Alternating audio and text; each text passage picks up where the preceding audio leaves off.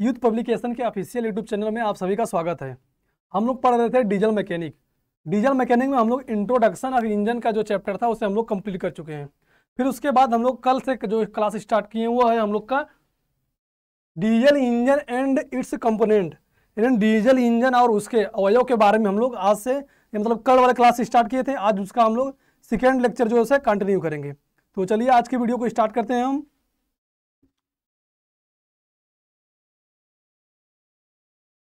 29 number वाला question है, aluminium cylinder block में आवश्यक होता है। जो एल्यूमिनियम सिलेंडर ब्लॉक है,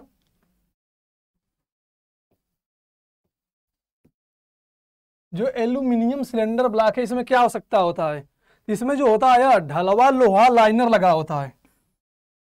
जैसे हम लोग पिछले क्लास में लाइनर के बारे में पढ़ चुके हैं कि सिलेंडर लाइनर क्या होता है। जैसे जो सिलेंडर होता है, सिलेंडर के अंदर एक खोखली नली लगाई जाती है जिसे हम लोग क्या कहते हैं, सिलेंडर लाइनर कहते हैं। उसका प्रयोग इसलिए किया जाता है ताकि जो सिलेंडर का सरफेस वह घिसे ना, इसलिए इसे हम लोग क्या लगाते हैं, लाइनर लगाते हैं। जो इसका जो एल्यूमिनियम का जो सिलेंडर ब्लॉक है, इसमें हम लोग ढलवा लोहे का लाइनर प्रयोग करते हैं। जैसे हम लोग का सिलेंडर हो गया और इसके अंदर एक 1.5 से 3 mm मोटी, 1.5 mm से 3 mm, 1.5 से 3 mm मोटी ढलवा लोहे का लाइनर हम लोग प्रयोग करते हैं। इसलिए इसका जो विकल्प नंबर डी है वह सही हो जाएगा। चलिए अगले प्रश्न को देखते हैं। अंडाकार घिसावट में सिलेंडर किस ओर अधिक घिसता है? जो सिलेंडर होता है उसमें जो अंडाकार घिसावट होता है वह दाईं तथा बाईं दोनों तरफ होता है। इसलिए इसका जो विकल्प है सी वो दिया है दाईं तथा बाईं। विकल्प नंबर सी दिया यहाँ पर दाएं और बाईं दोनों तरफ। क्योंकि जब पिस्टन होता है उसमें जो कनेक्टिंग रॉड होता है वह किसी एक एंगल पे अगर वह रोटेट करता है, वहां पर अप डाउन करता है, तो वहां पर हम लोग क्या होता है, पिस्टन सिलेंडर क्या होता है, अंडाकार घिसावट हो जाता है। इसलिए इसका जो विकल्प नंबर सी है वह सही है। अगले प्रश्न को देखते हैं।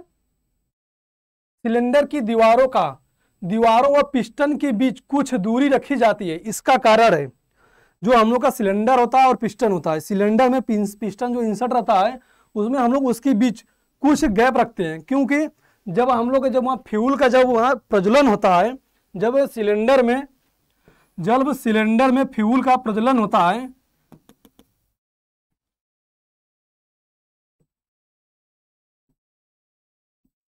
जब यहाँ पर फ्यूल का प्रज्वलन होता है तब अत्यधिक टेम्परेचर होने कारण पिस्टन का जो पिस्टन होता है यह किसी न किसी मेटल से बना रहता है, जिसका फैलने के रीजन रहता है कि मतलब अगर टेम्परेचर ज़्यादा हो जाएगा तो वह क्या करेगा, या उसका जो आयतन होगा वह बढ़ेगा। इस कारण हम लोग क्या करते हैं, सिलेंडर और पिस्टन के बीच थोड़ा सा गैप रखते हैं, जिसके कारण वह गर्म होने पर पिस्टन जमा न हो जाए, इसलिए इसका जो विकल्प नंबर बी है वह सही हो जाएगा। और जो सिलेंडर होता है, सिलेंडर या कास्ट आयरन का बना होता है। सिलेंडर जो होता है यह कास्ट आयरन का बना होता है, और इसका जो सिलेंडर ब्लॉक है जो बनाने की विधि होती है वह कास्टिंग मेथड होता है। अगले प्रश्न को देख लेते हैं। मल्टी सिलेंडर इंजन में प्रयोग होता है। जो मल्टी सिलेंडर इंजन होता है उसमें 2 या 2 से अधिक उसमें जो सिलेंडर लगा होता है उसे हम लोग क्या कहते हैं, मल्टी सिलेंडर इंजन कहते हैं। इसमें क्या होता है, 2 से या 1 से ज्यादा इसमें क्या लगा होता है, सिलेंडर लगा होता है।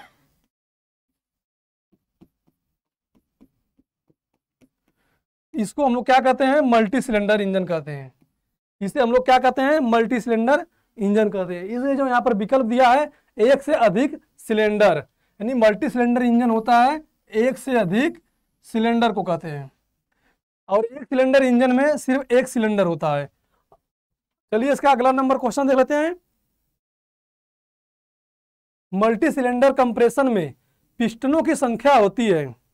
जैसे हम लोग भी पिछले प्रश्न में डिस्कस किए हैं कि जो मल्टी सिलेंडर इंजन होता है उसमें 1 से अधिक सिलेंडर लगा होता है, और यहाँ पर जो प्रश्न में दिया है कि मल्टी सिलेंडर कंप्रेशन, अगर मल्टी सिलेंडर है तो उसमें एक से अधिक सिलेंडर, उसमें अलग अलग सिलेंडरों में अलग अलग कंप्रेशन होता है, इसलिए यहाँ पर मल्टी सिलेंडर कंप्रेशन लिखा गया है। तो इसमें जो विकल्प हो जाएगा वह 2 से अधिक, यानी जो इसमें कंप्रेशन में पिस्टनों की जो संख्या होगी 2 से अधिक होगी। चलिए अगले प्रश्न को देखते हैं।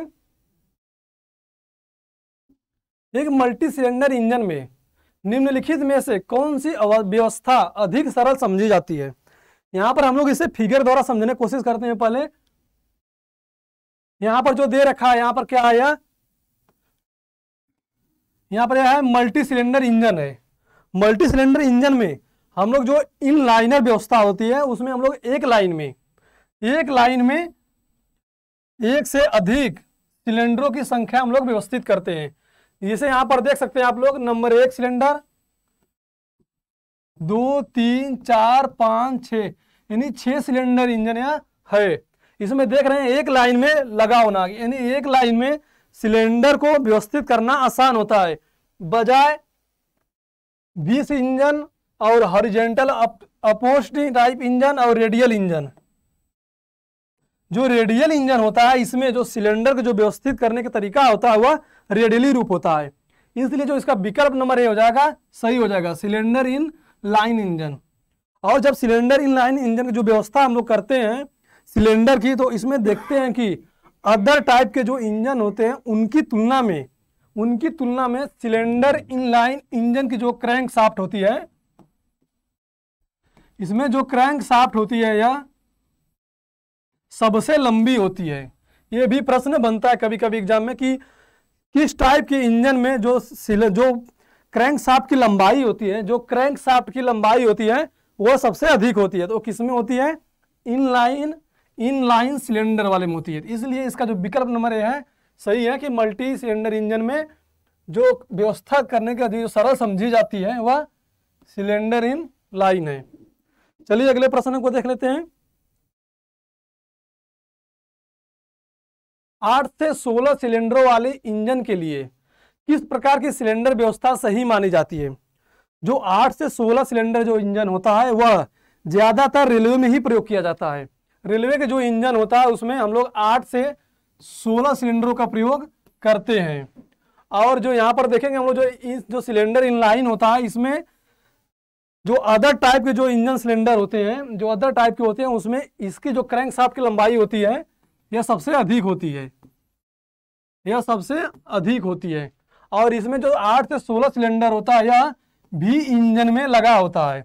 भी इंजन के हम लोग बना देते हैं तो जो क्रैंक शाफ्ट की जो लंबाई होती है वह छोटी हो जाती है, क्योंकि अगर हम लोग भी इंजन टाइप की नहीं बनाएंगे, जो इसमें सिलेंडरों की संख्या अधिक है, तो हम लोग जो क्रैंक शाफ्ट है उसको अधिक लंबा और अधिक मजबूत नहीं बना सकते हैं। इसलिए इसे हम लोग क्या करते हैं, भी टाइप के इंजन बना देते हैं। जैसे इसमें हम लोग एक डायग्राम देखेंगे, तो यहाँ पर देखेंगे कि एक ही जो क्रैंक शाफ्ट है, ये क्या हम लोग का क्रैंक शाफ्ट है, और यहाँ पर देखेंगे एक क्रैंक से हम लोग का 2 कनेक्टिंग राड द्वारा अलग अलग पिस्टन को लगाया गया है। यहाँ पर देखेंगे तो पिस्टन नंबर 1 इसे बोल सकते हैं, इसे 2 बोल सकते हैं, और इसी तरह यहाँ पर 3 हो गया और ये 4, ये सिलेंडर नंबर 5 और ये सिलेंडर नंबर 6। यहाँ पर देख रहे होंगे कि एक छोटी शाफ्ट में हम लोग 6 सिलेंडर इंजन हम लोग लगाए हैं। इसलिए जो यहाँ पर इसका जो विकल्प है वो हम लोग का क्या हो जाएगा, भी इंजन हो जाएगा। चलिए अगले प्रश्न को देखते हैं। एक 6 सिलेंडर वाले कार इंजन में क्रमागत क्रैंक थ्रो के बीच का कोण कितना होता है। जो एक 6 सिलेंडर होता है इसमें जो क्रैंक थ्रो के बीच का जो कोण होता है वह कितना होता है, जो क्रैंक थ्रो के बीच का कोण होता है यह होता है 120 डिग्री, यानी 120 डिग्री होता है। इसलिए इसका जो विकल्प नंबर सी हो जाएगा यह सही हो जाएगा। और अगर 8 सिलेंडर इंजन दिया रहता है तो वहां पर जो क्रैंक थ्रो के बीच का कोण होता है वह 8 सिलेंडर के लिए 8 सिलेंडर के लिए जो होता है यह 90 डिग्री होता है, और 6 सिलेंडर के लिए जो होता है वह 120 डिग्री होता है। इसलिए यहाँ पर विकल्प नंबर सी सही है, 120 डिग्री। चलिए नेक्स्ट क्वेश्चन को डिस्कस करते हैं। गैस के फैलने पर पिस्टन चलता है। पहले चलिए हम इसे एक डायग्राम के द्वारा समझते हैं। ये सिलेंडर है हम लोग का और ये पिस्टन है।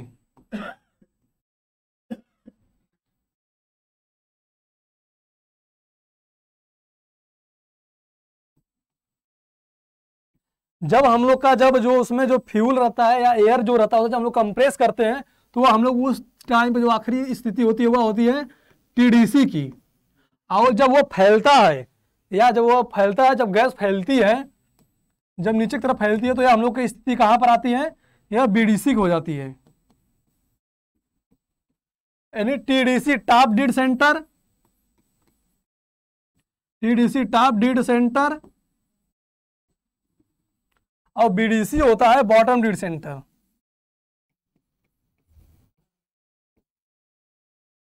Bottom dead centre.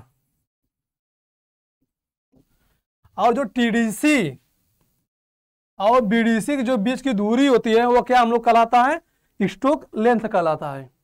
इसे हम लोग क्या करते हैं, इसे हम लोग कहते हैं स्ट्रोक लेंथ, और इसे यल से रिप्रेजेंट करते हैं। और यहाँ पर हम लोग पीछे विकल्प में देखेंगे, गैस का जब फैलता है तो हम लोग का उस स्थिति में पिस्टन कहाँ पर होता है, जब गैस फैलता है उस स्थिति में पिस्टन हम लोग कहाँ पर होता है, बीडीसी में होता है। तो यहाँ पर देखेंगे हम लोग क्या करेंगे, गैस फैलने व पिस्टन जब गैस फैलता है तो हम लोग टीडीसी से बीडीसी की तरफ आते हैं, इसलिए जो विकल्प नंबर ए हो जाएगा सही हो जाएगा, टीडीसी से बीडीसी। जैसे यहाँ पर दिया ना, जब हम लोग कंप्रेशन होने के बाद जब यहाँ पर टीडीसी पर रहता है पिस्टन और जब फैलता है तो बीडीसी हो जाता है, इसलिए हम लोग कहेंगे उसे टीडीसी से बीडीसी की तरफ, इसलिए इसका विकल्प नंबर ए हो जाएगा जो सही है। अगले प्रश्न को देख लेते हैं। सिलेंडर में ऊपरी सीमा तथा निचली सीमा कहलाती है। जैसे हम लोग अभी पिछले डायग्राम में समझे थे, यहाँ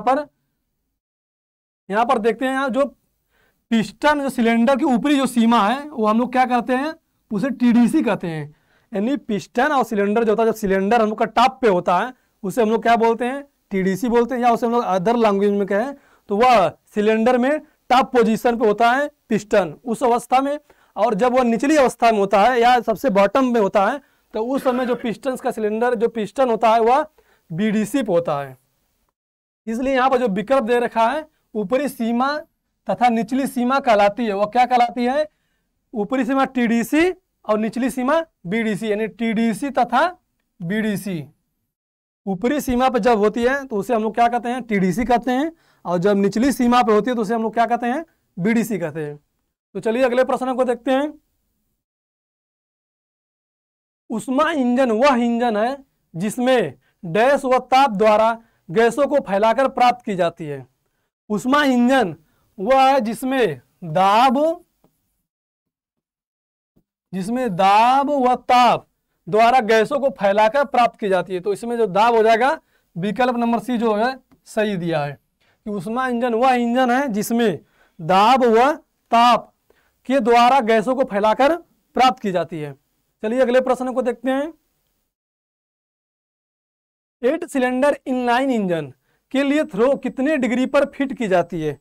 जैसे अभी हम लोग पिछले प्रश्न में डिस्कस किए थे कि जो वहाँ 6 सिलेंडर था, वहाँ पर 6 सिलेंडर था तो हम लोग का जो क्रैंक थ्रो के जो एंगल था वह कितना था, 120 डिग्री था। और जब 8 सिलेंडर हो जाएगा तो वहाँ पर जो क्रैंक थ्रो के जो यहाँ पर थ्रो हो जाएगा, क्रैंक थ्रो नहीं रहेगा, यहाँ तो सिर्फ थ्रो रहेगा, वो कितने डिग्री हो जाएगा, वह 90 डिग्री हो जाएगा। इसलिए जो इसका विकल्प नंबर डी है वह सही है, क्योंकि यहाँ पर 8 सिलेंडर दे रखा है। अगर 6 सिलेंडर देता तो वहाँ पर हम लोग 120 डिग्री उत्तर लगाते हैं। चलिए अगले प्रश्न को देखते हैं।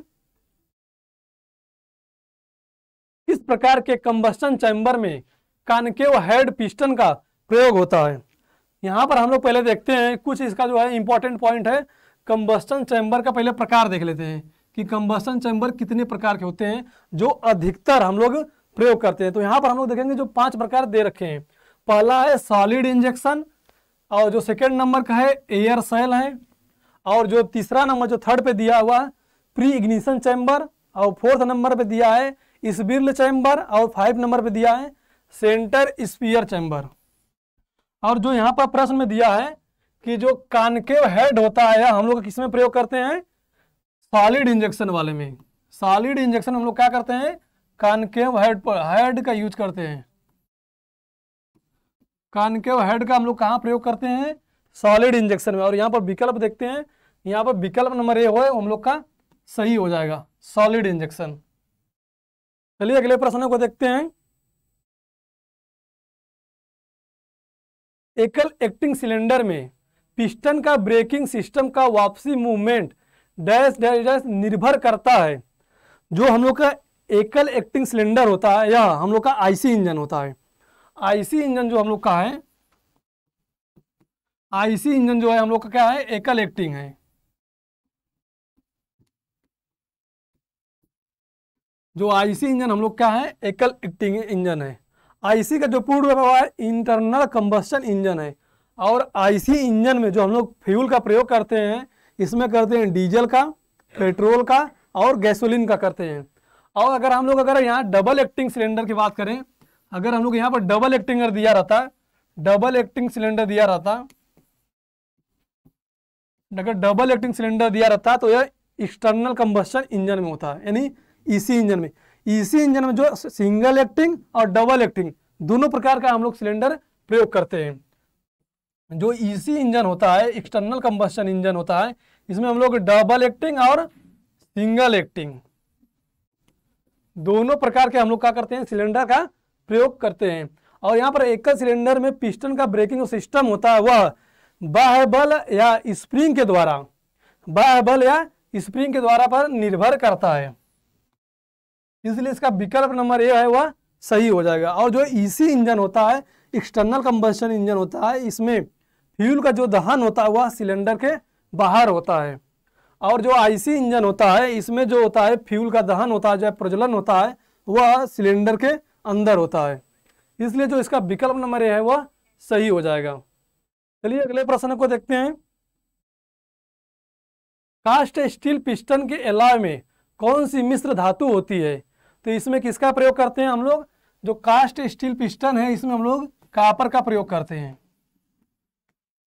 इसमें हम लोग किसका प्रयोग करते हैं? कापर का। इसलिए इसका विकल्प नंबर बी है वह सही हो जाएगा। अगले प्रश्न को देख लेते हैं। गजन पिन का उपयोग होता है। पहले हम लोग इसे डायग्राम के द्वारा समझने की कोशिश करते हैं कि गजन पिन क्या होता है।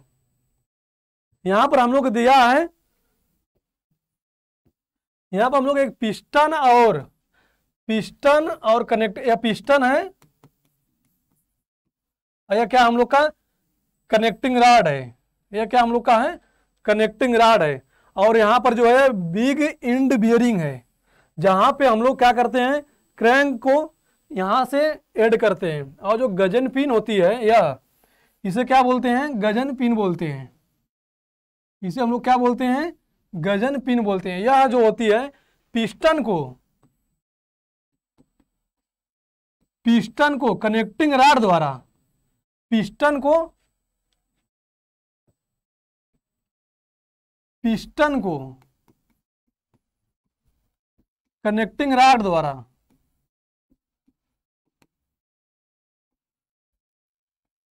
कनेक्टिंग रॉड द्वारा जोड़ती है। ये क्या होती है?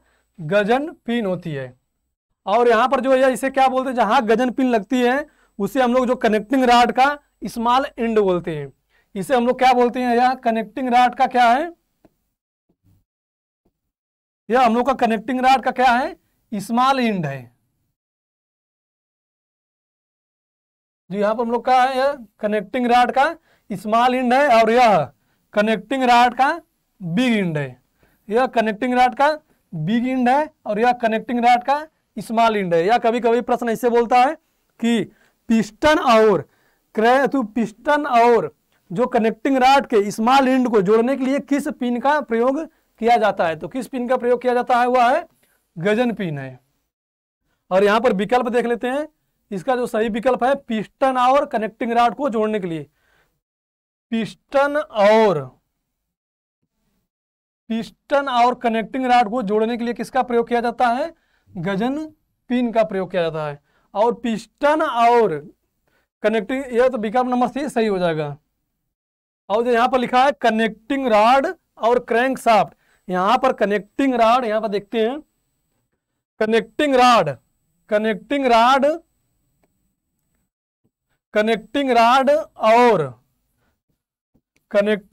और जो क्रैंक शाफ्ट पे हम लोग जो क्रैंक लगा होता है उससे जोड़ने के लिए, क्रैंक को जोड़ने के लिए किसका प्रयोग करते हैं? तो यहाँ पर क्रैंक पिन का प्रयोग करते हैं।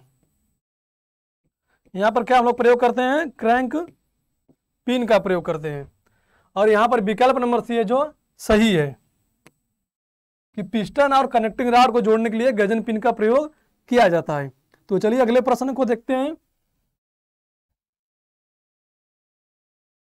पिस्टन के तल बॉटम की रिंग को निम्नलिखित नाम से जानते हैं। पहले हम लोग इसको भी डायग्राम के द्वारा समझते हैं कि जो पिस्टन को जो बॉटम में कौन सी रिंग प्रयोग किया जाता है। इसे देखते हैं। यह हम लोग का क्या है? पिस्टन है। यह हम लोग का क्या है? पिस्टन है। यह हम लोग का पिस्टन है और इसमें देखेंगे कुछ खांचे बने होते हैं। इसमें कुछ खांचे बने होते हैं। इसमें 3 खांचे बने हुए हैं। इसमें 3 खांचे बने हुए हैं। जो नीचे जो सबसे रहता है, जो बॉटम में रहता है, जो बॉटम में जो खांचा बना रहता है, यह हम लोग का कौन सा रिंग होता है? यहाँ पर ऑयल रिंग का प्रयोग करते हैं। और जो ऑयल रिंग का जो मिनिमम संख्या होती है वह 1 होती है सिर्फ। ऑयल रिंग का जो मिनिमम संख्या है, अगर ये मिनिमम की संख्या की बात करें तो यह कितना होती है? 1 होती है। और यहाँ पर देखेंगे,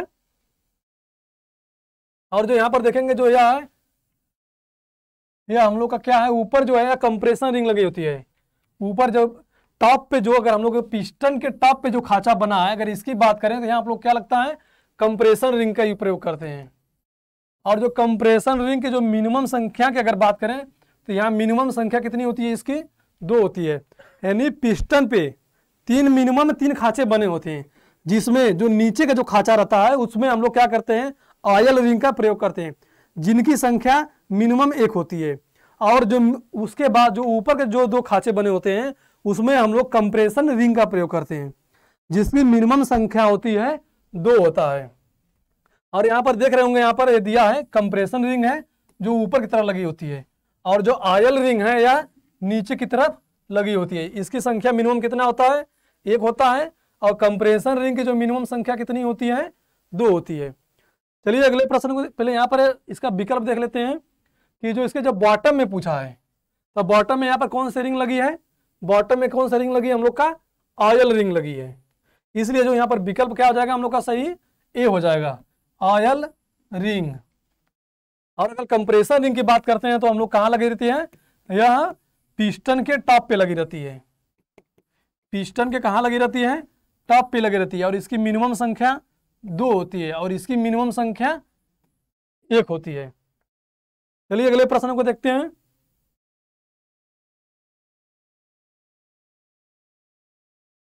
स्टीम पिस्टन में कौन सी पैकिंग प्रयोग करते हैं? जो स्टीम पिस्टन है इसमें कौन सी पैकिंग प्रयोग करते हैं? तो इसमें हम लोग कास्ट आयरन का प्रयोग करते हैं। जो स्टीम पिस्टन में पैकिंग अगर हम लोग जो प्रयोग करते हैं वह क्या होता है? कास्ट आयरन होता है। इसलिए इसका विकल्प नंबर ए हो जाएगा जो सही है। चलिए अगले प्रश्न देखते हैं। Piston head dash dash dash के लिए गुंबदाकार है। यानी हम लोग अगर एक सिलेंडर में अगर जो पिस्टन लगा होता है, पिस्टन के ऊपर यहाँ पर एक सिलेंडर है, इसके अंदर एक पिस्टन है। ये हम लोग क्या है? पिस्टन है। पिस्टन के ऊपर एक गुंबदाकार आकार कैसे बना होता है, और जो इसका कार्य होता है यह होता है वायु फ्यूल मिश्रण को सही तरह से मिलाने में मदद करता है। इसलिए इसका जो विकल्प नंबर ए है वह सही हो जाएगा। और इसे हम लोग अदर भाषा में क्या बोलते हैं? क्राउन भी बोलते हैं। इसे हम लोग क्या बोलते हैं? क्राउन भी बोलते हैं। चलिए अगले प्रश्न को देखते हैं। पिस्टन रिंगों में सबसे ऊपर वाले रिंग को कहा जाता है। पिस्टन रिंगों में सबसे ऊपर वाले रिंग को क्या कहा जाता है? जैसे हम लोग भी पिछले प्रश्न में डिस्कस किए थे कि एक जो पिस्टन था, पिस्टन के ऊपर 3 खांचे बने होते थे, जिसमें ऊपर के जो 2 खांचे होते थे वह कंप्रेशन रिंग के लिए होता था, और जो नीचे का जो तीसरा खांचा होता था वह किसके लिए होता था? तो वह ऑयल रिंग के लिए होता था। यानी जो बॉटम, इसे यहाँ पर हम लोग का पिस्टन हो गया। पिस्टन पे हम लोग का यहाँ 3 खांचे बने होते थे। यह होता था हम लोग का ऑयल रिंग के लिए, और यह जो 2 होता था यह किसके लिए होता था? कंप्रेशन रिंग के लिए होता था। और जो यहाँ पर क्या दिया है, सबसे ऊपर वाले रिंग की बात कर रहे हैं। जो सबसे ऊपर वाला रिंग क्या है? यह कंप्रेशन रिंग है, यानी इसका विकल्प नंबर बी है, यह सही हो जाएगा। और किसी किसी प्रश्न में पूछता है कि जो कंप्रेशन रिंग होती है उसकी मिनिमम संख्या कितनी होती है। अभी हम पिछले प्रश्न में इसका भी डिस्कस कर चुके हैं। तो इसका जो मिनिमम संख्या 2 होती है, और जो आयल रिंग होती है इसका मिनिमम संख्या 1 होती है। यह कहाँ, आयल रिंग कहाँ पर लगा रहता है? बॉटम में लगा होता है। पिस्टन के कहाँ लगा होता है? बॉटम में लगा होता है। और जो कंप्रेशन रिंग होती है यह कहाँ पर लगा रहता है? टॉप पे। यानी सबसे ऊपर वाले रिंग को क्या कहते हैं हम लोग? कंप्रेशन रिंग कहते हैं। इसलिए इसका विकल्प नंबर बी है, यह सही हो जाएगा। चलिए अगले प्रश्न को देखते हैं। पिस्टन अपने स्ट्रोक में सिलेंडर के अंदर जिस चरम बिंदु तक नीचे जाता है वह बिंदु कहलाता है। इसका भी हम लोग पिछले प्रश्न में डिस्कस कर चुके हैं कि एक पिस्टन सिलेंडर था, एक पिस्टन था और एक सिलेंडर था। जब सिलेंडर टॉप स्थिति में होता है तो यह कहाँ पर होता है? टीडीसी पे होता है। जब सिलेंडर हम लोग का टॉप स्थिति पे होता है, सॉरी, जब सिलेंडर में हम लोग का पिस्टन टॉप स्थिति में होता है तो वह किस पे होता है? टीडीसी पे होता है। और सिलेंडर के अंदर जब पिस्टन हम लोग का कहाँ होता है? अंदर, वह जहाँ होता है चरम बिंदु तक, यानी सिलेंडर के अंदर जिस चरम बिंदु तक नीचे जाता है, चरम बिंदु तक नीचे जाता है, यह क्या होता है हम लोग का? यह इसका आखिरी बिंदु है नीचे जाने का। तो इसे हम लोग क्या बोलते हैं? बीडीसी बोलते हैं, यानी बॉटम डिड सेंटर। यानी चरम बिंदु तक नीचे जाता है पिस्टन, वह पॉइंट हम लोग क्या कहता है? बीडीसी कहलाता है, यानी बॉटम डिड सेंटर। इसलिए जो इसका विकल्प हो जाएगा बी सही हो जाएगा। और अगर प्रश्न में हम लोग का कहता है कि पिस्टन अपने चरम स्थिति में सबसे ऊपर होता है तो वह स्थिति हम लोग क्या होता है? टीडीसी होता है, यानी टॉप डिड सेंटर। इसलिए इसका जो विकल्प नंबर बी है वह बी सही है कि बीडीसी पे होगा। चलिए अगले प्रश्न को देखते हैं। पिस्टन डिस्प्लेसमेंट के लिए कौन सा सही है? यहां पर हम लोग पहले एक डायग्राम बनाते हैं, देखते हैं कि यहां पर एक पिस्टन, एक सिलेंडर है, सिलेंडर के अंदर पिस्टन है।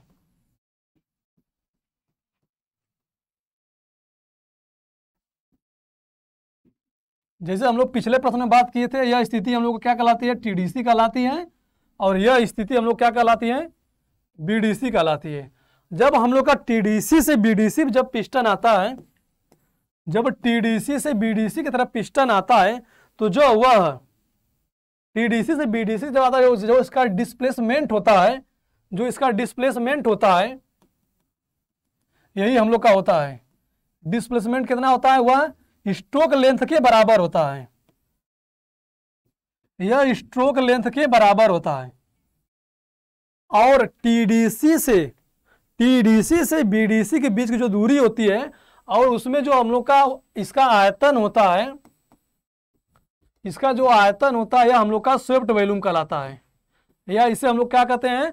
स्वेप्ट आयतन कहते हैं। और जो स्वेप्ट आयतन का अगर हम लोग फार्मूला निकालते हैं यहाँ पर तो देखते हैं कि आता है कि सिलेंडर की पिस्टन का डिस्प्लेसमेंट बराबर हम लोग को निकल के आएगा π/4 डी का square into stroke length. Stroke length कितना हम लोग का है?